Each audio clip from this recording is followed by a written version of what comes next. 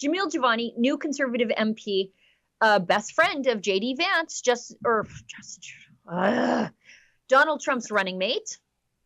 And he's so sharp at committee. I enjoy watching him at committee. Committee hearings can be so boring because you have to like watch the boring stuff to get to the good stuff. He's so good. Let's show that Jamil Jivani clip of him roasting her, because he calls the movement to defund the CBC the big, beautiful, growing movement to defund the CBC. A statement that's been attributed to you. And I'm going to quote, "The defund narrative has picked up momentum, especially as it relates to CBC television." Did that come from you? Yes. Okay. So that was reported last week by the National Post from an email they obtained from you, and I believe in January 2024. Is that correct? I presume so, yes. Okay. So when you look at the concerns over your expenses, right, which I think legitimate concerns over where your personal vacation time ends and where your billable time begins, when you see the concerns over news stories related to your bonuses that are going out and bonuses you may receive or executives receive, the $18 million that we've been talking about today, do you think any of that might contribute to what you yourself have observed as a growing movement to defund the CBC? I absolutely do not. Why is that?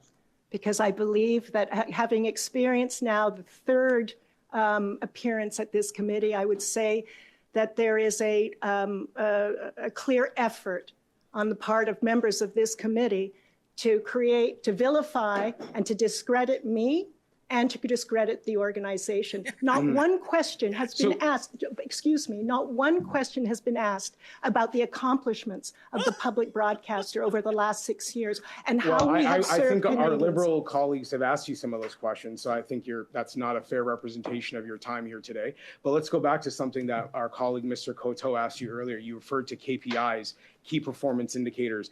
Would the idea that a growing movement in our country would like to defund your organization be weighed into an analysis of key performance indicators and determining whether the discretionary portions of the bonuses that you've acknowledged there is a percentage that is discretionary and not contractually obligated, that those percentages that you might consider, if people don't like what we're doing, if people don't trust us, if people would like the government to take money away from our bloated organization, maybe we shouldn't be spending more of their money than we have to.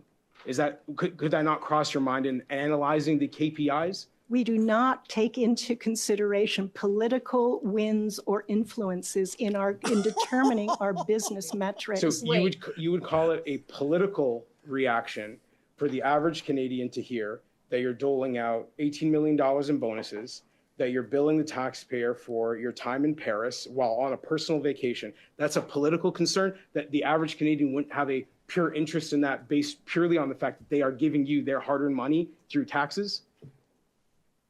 I'm not sure I understand what you're getting at on this question. I'm 30 sorry. seconds, please. You're trying to marginalize legitimate concerns about abuse of taxpayer dollars and any accountability that we are trying as parliamentarians to introduce here, and you're saying it's purely political. And what I'm saying is the big, beautiful, growing movement to defund the CBC is not a purely political movement, but it is a matter of taxpayer accountability. Can you not acknowledge that? I will not, Madam Chair, I will not be accused of abusing taxpayer dollars. I'm sorry for the record. We have managed our budget extremely carefully. No. We were facing $100 million. I don't think the Canadian people would agree with you. Jivani, will you allow? That's fine. Yeah, Hetty Fry, she's not counting burning crosses in the I'm just BC surprised she's interior. still alive. Every time I see her, I'm like, good for Hetty. On I the know, right it's side of the dirt.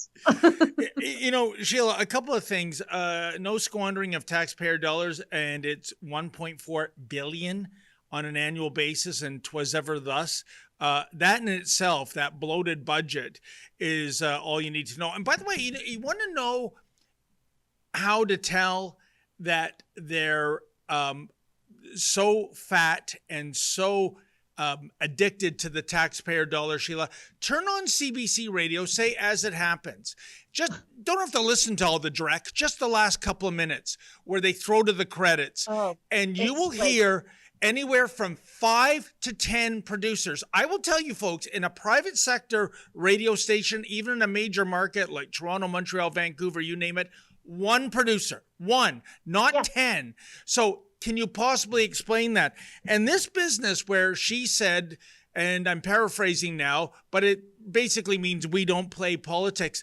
This is the same CBC, Sheila, that went after the Conservative Party for using a CBC clip in their ad during an election.